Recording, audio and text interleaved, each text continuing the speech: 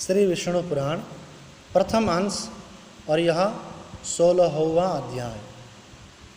श्री मैत्रेय जी बोले, आपने महात्मा मनुपुत्रों के वंश का वर्णन किया और यह भी बताया कि इस जगत के सनातन कारण भगवान विष्णु ही है, किंतु भगवान आपने जो कहा दैत्य श्रेष्ठ प्रहलाद जी को न तो अग्नि ही यानी कि अग्नि ने ही भस्म किया और न उन्होंने अस्त्र शस्त्रों से आघात किए जाने पर ही अपने प्राण को छोड़ा, तथा पाशबद्ध होकर समुद्र में जल में पड़े रहने पर उनके हिलते डुलते हुए अंगों से आहत होकर पृथ्वी डगमगाने लगी और शरीर पर पत्थरों की बौछार पड़ने पर भी वे नहीं मरे।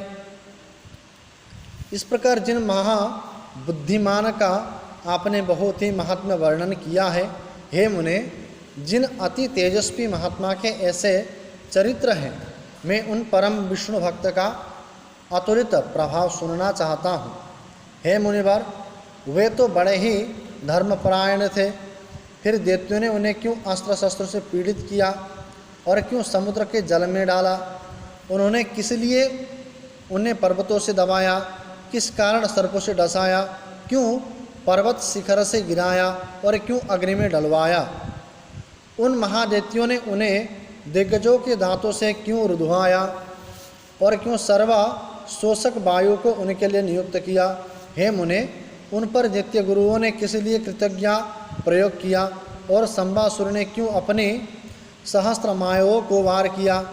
उन महात्माओं को मारने के लिए दैत्यराज के रसोइयों ने, जिसे वे महाबुद्धिमान पचा गए थे, ऐसे हलाहल विष क्यों दिया?